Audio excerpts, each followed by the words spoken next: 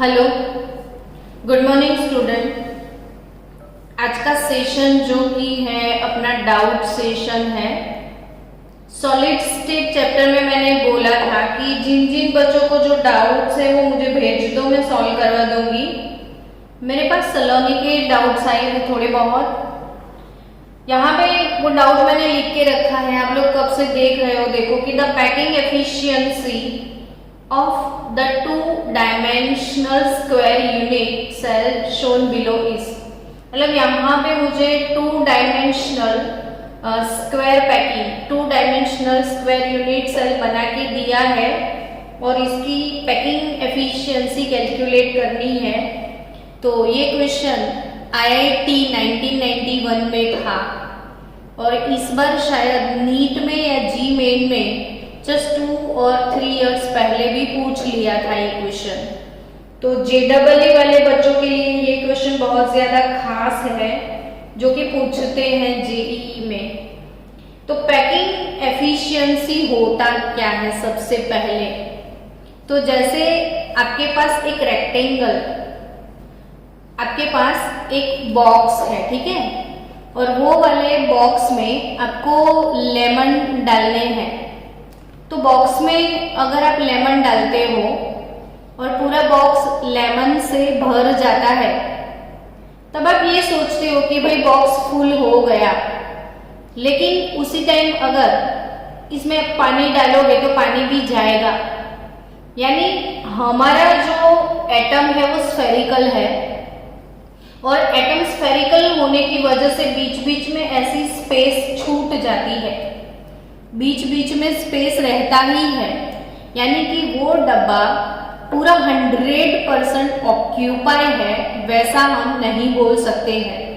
तो packing efficiency यानी क्या, तो पैकिंग एफिशिएंसी माने जितना पार्ट पैक हो चुका है और जो पार्ट खाली है इसको वॉइड बोलते हैं। जिसमें पैकिंग नहीं हुआ है, जो एम्प्टी स्पेस होता है उसको हम वॉइड्स बोलते हैं, फ्री स्पेस भी बोलते हैं।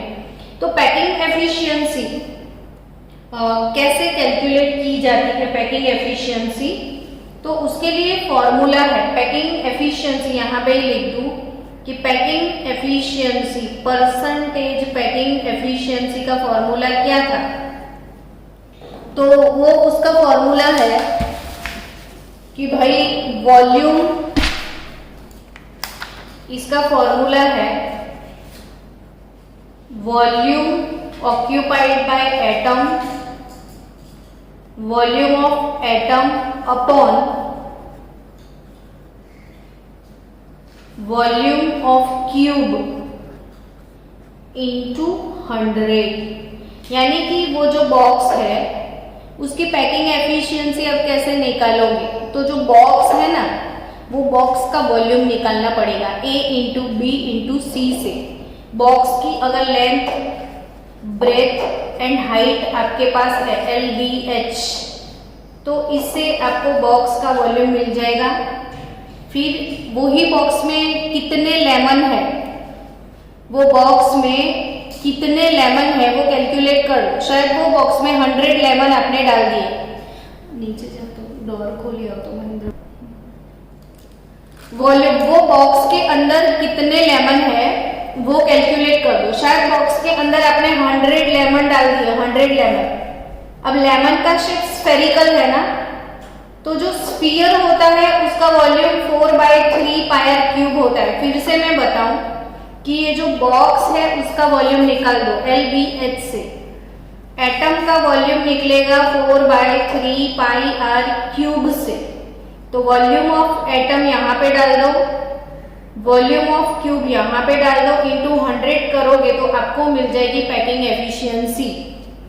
बट एक्चुअली यहाँ पे पैकिंग एफिशिएंसी जो पूछ लिया है वो 2 डायमेंशनल स्क्वायर है, 2D है, ये 3D नहीं है।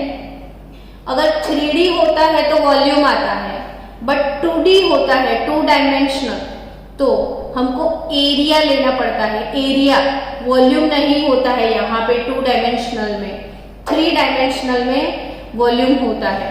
तो इसकी पैकिंग एफिशिएंसी क्या रहेगी, तो area of atom upon area of cube यानी यूनिट सेल इंटू 100 करना है आपको। अब यहाँ पे एरिया ऑफ एटम, तो यहाँ पे 2 डायमेंशनल है ना, तो हमको वो स्फीयर एज्यूम नहीं करना है, सर्कल एज्यूम करना है। ये स्फीयर नहीं होगा, सर्कल बिलीव करना है। अब सोचो कि ये पूरे यूनिट सेल में एरिया ऑफ एटम क्या होगा। तो एरिया की मैं बात करूं तो पहले per unit cell number of atom आपको निकालने पड़ेंगे। तो per unit cell number of atom कैसे कैलकुलेट करोगे आप, तो यहाँ पे 1 2 3 4 एटम जो कि है कॉर्नर पे है, 4 कॉर्नर पे 4 एटम है। अब 4 कॉर्नर पे 4 एटम है तो उसका शेयरिंग निकालना होता है। अपने सॉलिड स्टेट पढ़ा है तो उसमें पता है कि कॉर्नर पर जो एटम होता है उसका शेयरिंग 1/8 होता है, लेकिन वो 3D में। अगर 2D है तो उसका शेयरिंग 1/4 होगा। कॉर्नर का sharing in 2 dimensional figure it is 1/4। सो आपको यहाँ पे 1 मिलेगा, यानी कि कॉर्नर एटम आपको 1 मिलेगा। और उसके बाद एक एटम जो सेंटर पे है, यहाँ पे 4 कॉर्नर पे है और एक सेंटर पे है, और सेंटर पे जो एटम होता है उसकी किसी के साथ शेयरिंग नहीं होती है। यानी यहाँ पे per unit cell number of atom हमारे पास 2 है। देखो 4 कॉर्नर पे है, एक सेंटर पे है। कॉर्नर का शेयरिंग 1/4 होगा और सेंटर वाला का शेयरिंग कोई शेयरिंग नहीं है। सेंटर पे जो है किसी और के साथ शेयरिंग नहीं करता है। यानी हमको पर यूनिट सेल हमारे पास नंबर ऑफ एटम 2 है यहाँ पे। तो एरिया यानी 2 एटम और एरिया, सर्कल का एरिया क्या होगा, तो πr² होता है। सर्कल के लिए एरिया क्या होता है, πr²। तो यहाँ पे पर यूनिट सेल हमारे पास 2 एटम है, 2 सर्कल है और एरिया होगा πr²। और टोटल क्यूब का एरिया क्या होगा, तो एरिया ऑफ क्यूब, अब स्क्वायर होगा ना तो a इंटू ए होता है। ए स्क्वायर क्यूब होता है तो ए क्यूब होगा, स्क्वायर होगा तो ए स्क्वायर होगा, लेकिन ए और आर का रिलेशन निकालना पड़ेगा। तो यहाँ पे बीच में भी एटम है तो ए और आर के बीच का रिलेशन कैसे निकालोगे, तो ये एज लेंथ ए है, ये एज लेंथ ए है, ये और ये पूरा जो बॉडी डायगोनल है, वो डायगोनल की लेंथ सपोज बी एज्यूम करो। तो according to Pythagoras b² is equal to a² plus a², तो twice a², so b is equal to √2 into a होगा। हेलो एवरीवन, ये b है, b is equal to a into a² plus a², तो b is equal to √2। लेकिन b का पूरा length कितना है वो सोचो, तो ये r रेडियस, ये भी रेडियस, ये भी रेडियस और ये भी रेडियस। तो actually what is b here, तो b is equal to 4r होगा। तो दोनों को कंपेयर कर दो, 4r is equal to √2 into a, so a is equal to क्या, तो 4r अपॉन √2।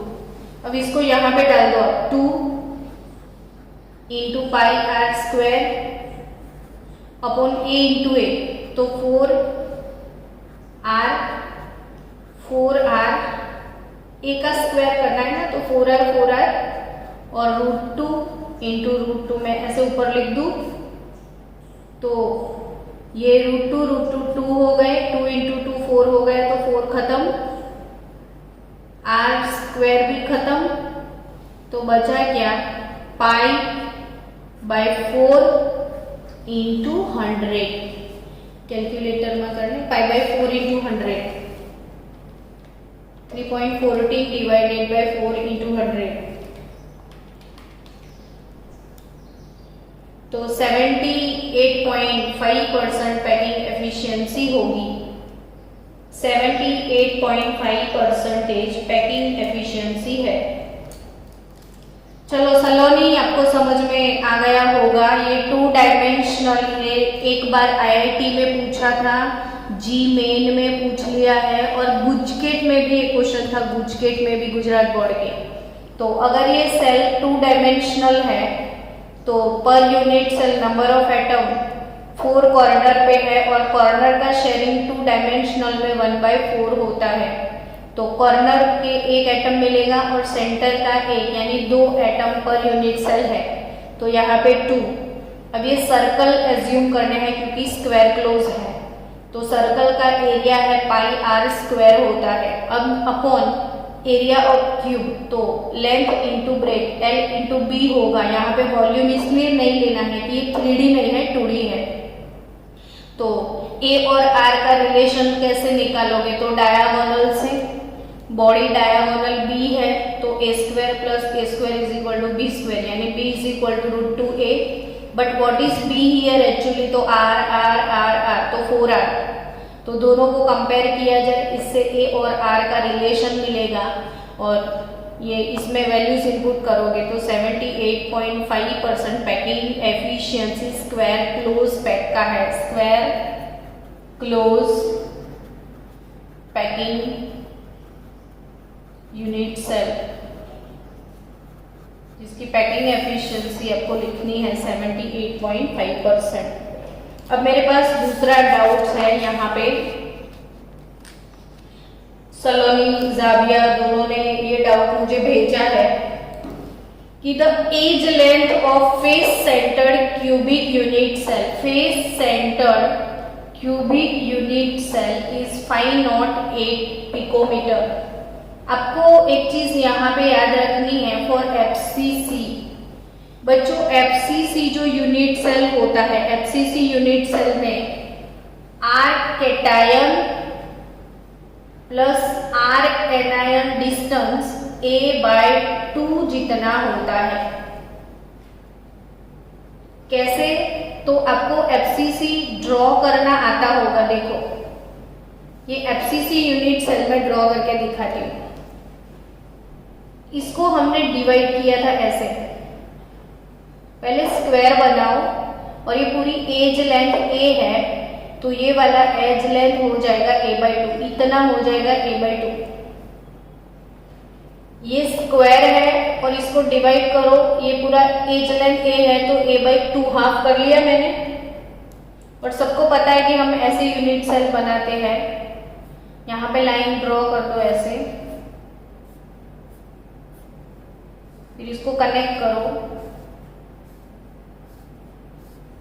तो आपको मिलेगा FCC का यूनिट सेल। अब पूरा ड्रॉ करने की जरूरत नहीं, आपको समझ में आ गया होगा। लेकिन यहाँ पे आपको पता है कि यहाँ पे सपोज यहाँ पे क्लोरीन है, यहाँ पे सोडियम होता है, एज पे सोडियम है और बीच में अगेन क्लोरीन है। ये सोडियम है, ये क्लोरीन है, तो सोडियम यानी कैटायन, क्लोरीन यानी एनायन, तो कैटायन और एनायन के बीच का डिस्टेंस A/2 जितना हुआ ना बच्चों, A/2 जितना। तो याद रखो कैटायन और एनायन, ये फॉर्मूला FCC के लिए पक्के से याद रखो, R cation plus R anion = A/2। और अगर BCC के लिए आपको याद रखना है, BCC का structure caesium chloride BCC structure है, तो बॉडी सेंटर के लिए R cation plus R anion होता है √3A/2 जितना।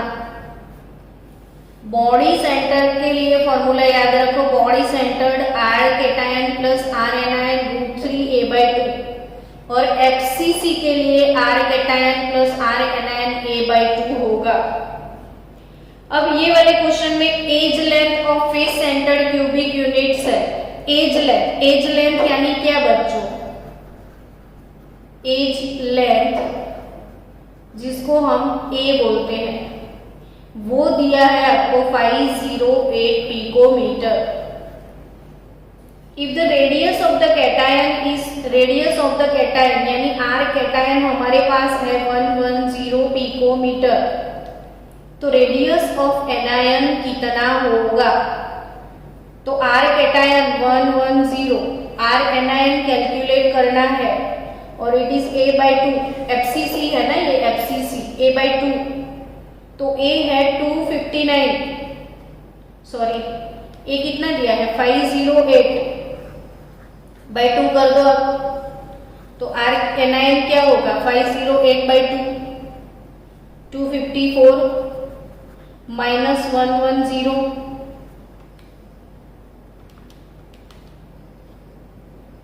144 पिकोमीटर।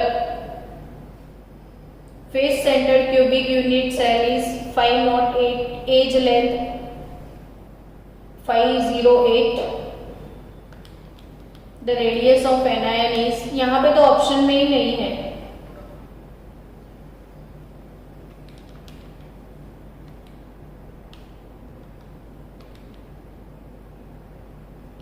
into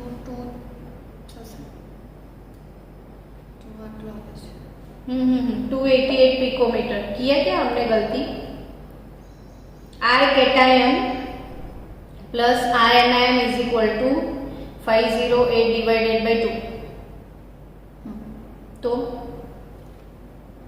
254 माइनस 110 तो 144, मतलब इंटू 2 करे तो 288 आज, पण એવું કંઈક नहीं, इंटू 2 कहाँ से आएगा?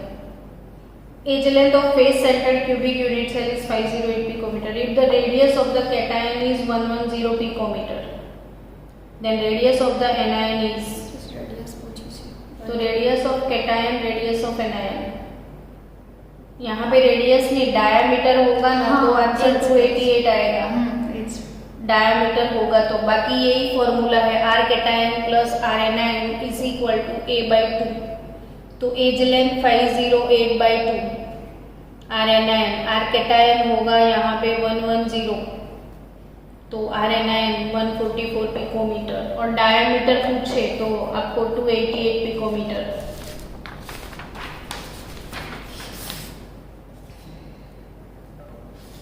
क्वेश्चन है, एक डाउट है अभी मेरे पास, फिर उसके बाद आप क्वेश्चन दो मुझे।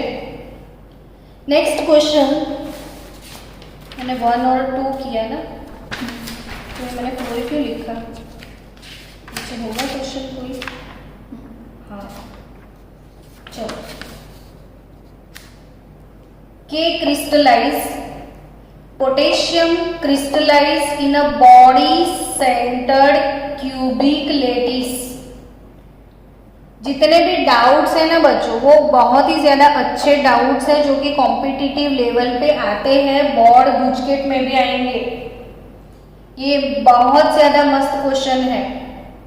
Potassium crystallise in a body centred cubic cell, body centred यानी बीसीसी, बीसीसी क्यूबिक सेल है। What is the approximate number of unit cell in 4 gram of potassium, 4 gram of potassium.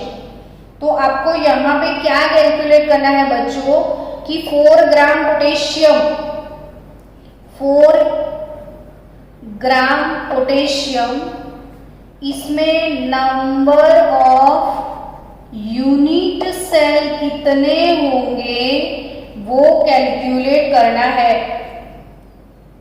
तो आपको पता है कि 1 मोल पोटेशियम कितना होता है, 1 मोल। तो 1 मोल पोटेशियम एटॉमिक मास के बराबर होगा, और एटॉमिक मास इसका है 39 ग्राम। तो आपको पता है कि 1 मोल में कितने एटम्स होते हैं, तो 1 मोल में 6.022 इंटू 10⁻23 एटम्स होंगे ना। 1 मोल यानी कितना ग्राम, 39 ग्राम। तो 39 ग्राम पोटेशियम, 39 ग्राम पोटेशियम, तो 6.022 into 10⁻23 potassium atoms in 39 gram potassium, 39 gram potassium में कितने एटम्स होंगे? तो 4 ग्राम पोटेशियम में कितने एटम्स होंगे वो पता चल जाएगा। तो यानी कि स्टूडेंट्स यहाँ पे 6.022 इंटू 10⁻23 इंटू 4 डिवाइडेड बाय 39, चलो तो 0.617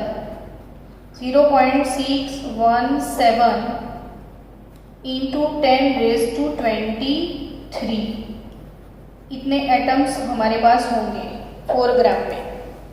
यानी 39 ग्राम में इतने हैं, तो 4 ग्राम में कितने हैं वो देख लिया हमने। 39 ग्राम पोटेशियम तो इतने एटम्स, तो 4 ग्राम पोटेशियम तो कितने एटम्स, तो दिस इंटू 4 डिवाइडेड बाय 39, तो टोटल कितने हुए 0.617। लेकिन ये बीसीसी यूनिट सेल है। अब बीसीसी यूनिट सेल में एक यूनिट सेल बनाने के लिए 2 एटम लगते हैं, यानी कि आपको पता है in BCC number of atom per unit cell it is 2 per unit cell, यानी 2 एटम मिलके एक यूनिट सेल बनाते हैं। यानी number of atom per unit cell, पूरे पर यूनिट सेल में 2 एटम लगते हैं। तो यानी यहाँ पे इतने एटम्स में से मतलब 2 के लिए 1, तो इतनों के लिए कितना, यानी number of unit cell is equal to 0.617 divided by 2 into 10⁻23। तो आंसर क्या है 0.3085 इंटू 10⁻23 यूनिट सेल। ऐसा क्वेश्चन NaCl के लिए भी है अपनी बुक में कि भाई NaCl जो है उसमें से FCC, NaCl का स्ट्रक्चर है FCC, face centred cubic unit cell. तो इसमें 1 ग्राम NaCl में कितने यूनिट सेल होंगे, ऐसा क्वेश्चन भी है। तो 1 ग्राम, तो NaCl का मोलर मास है 58.5 ग्राम सोडियम क्लोराइड, तो 1 NaCl फॉर्मूला, तो 1 ग्राम में कितना, तो आपको उसके भी यूनिट सेल मिल जाएंगे। और FCC में पर यूनिट सेल 4 फॉर्मूला होती है, तो जो आंसर आता है डिवाइडेड बाय 4 करना, तो आपको NaCl का क्वेश्चन भी सॉल्व हो जाएगा। चलो ये क्वेश्चन भी सॉल्व कर दिया, स्क्रीनशॉट लेना है ले लो। नेक्स्ट डाउट्स है सलोनी का। When an electron is an excited molybdenum atom falls from the L2K shell, आपको पता है ना एटम न्यूक्लियस, फिर K शेल, फिर L शेल, फिर KL M shell, electron L से M में जा रहा है, L से M में जा रहा है, यानी higher energy to lower energy, तो वो एनर्जी एमिट करेगा। वो हायर से लोअर में इलेक्ट्रॉन जाता है तो एनर्जी रिलीज करता है। तो when an electron in an excited molybdenum atom falls from L to K shell, an X-ray is emitted, तब एक्सरे एमिट होते हैं। This X ray diffraction at angle, diffraction angle, separation distance दिया है। फिर से एक बार मैं डिक्टेट कर दूं question. When an electron in an excited molybdenum atom falls from L to K shell, an X-ray is emitted. This X-ray diffraction at angle 7.75 by plane with separation 2.64 angstrom. What is the difference between difference in energy between K shell and L shell in molybdenum, assuming first order diffraction? अब ये जो question है वो Bragg equation से है, Bragg equation जो कि हमारे सिलेबस से निकल चुका है। ये 1991, 1992 या इसके अभी जो आप सिलेबस पढ़ रहे हो इसके पहले वाला जो सिलेबस था उसमें भी नहीं था, उसके भी आगे वाला सिलेबस में था। लेकिन कभी कभी टेक्स्ट बुक में कहीं कहीं ये क्वेश्चंस उसके फिर भी आते रहते हैं। तो ये equation Bragg equation n lambda is equal to 2d sine theta, ये ब्रैग इक्वेशन है। तो आप कर सकते हो प्रिपेयर, जिसको करना है वो Bragg equation n lambda is equal to 2d sine theta, lambda wavelength. तो यहां से आप वेवलेंथ निकाल दो। तो हमको तो एनर्जी कैलकुलेट करना है, तो सबको पता है एनर्जी क्या होता है, hc बाय लैम्बडा होता है।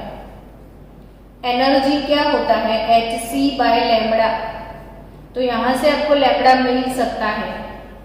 अब लैम्बडा सारे टर्म्स हम समझाते हैं कि 2, ये d क्या है, तो यहाँ पे 2 जो प्लेन है उन दोनों प्लेन के बीच का जो डिस्टेंस है वो d, प्लेन 1 प्लेन 2, दो प्लेन के बीच का जो डिस्टेंस होता है उसको d बोलते हैं। तो द एक्सरे डिफ्रैक्शन एक angle theta angle sine theta, theta angle है यानी यहाँ पे लिखना है साइन, और एंगल कितना है तो 7.75। d तो distance between two plane, plane with separation यानी 2.64 एंगस्ट्रम डिस्टेंस है हमारे पास। तो एंगस्ट्रम से आपको मीटर में जाना पड़ेगा, तो इंटू 10⁻⁻10 मीटर कर दो। तो वेवलेंथ लैम्बडा 2 इंटू 2.64 5.28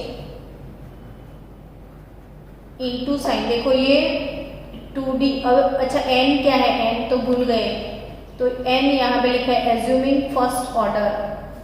तो ऑर्डर ऑफ डिफ्रैक्शन जिसको बोलते हैं वो है n। कभी सेकेंड ऑर्डर डिफ्रैक्शन दो तो 2, तो यहाँ पे ऑर्डर ऑफ डिफ्रैक्शन यानी n वो है फर्स्ट ऑर्डर, तो n1 लेना है। d यानी distance between the two plane and theta यानी एंगल ऑफ डिफ्रैक्शन।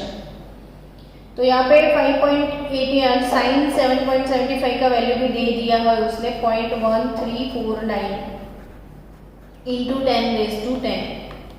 तो 5.28 इंटू 0.1349, यहाँ पे आपको मिलेगा 0.7122 इंटू 10⁻⁻10 मीटर। तो आपके पास वेवलेंथ आ गया। अब वेवलेंथ है तो एनर्जी कैलकुलेट कर लो। h क्या है, प्लैंक का constant 6.626 into 10⁻34 joule into second. c velocity of light 3 into 10⁸ metre per second, और वेवलेंथ 0.7122 इंटू 10⁻10 मीटर। तो आपको मिल जाएगा एनर्जी 6.626 इंटू 3 डिवाइडेड बाय 0.7122, तो 27.91 ये रहा आपका आंसर। 27.91 इंटू 10 का पावर, ये 10 ऊपर आ गया 18 हो जाएगा। 34 माइनस 18 कर दो आप, तो -16।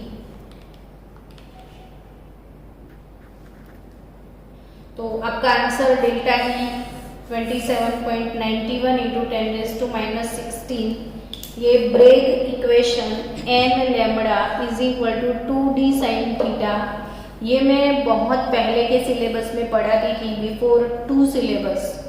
तो आई डोंट थिंक कि अभी ब्रैग इक्वेशन कभी लास्ट 10 ईयर में किसी ने पूछा हो, लेकिन फिर भी बच्चों आपके सेटिस्फेक्शन के लिए Bragg equation is n lambda is equal to 2d sine theta, theta angle होता है, d distance between the two plane, n order of the diffraction.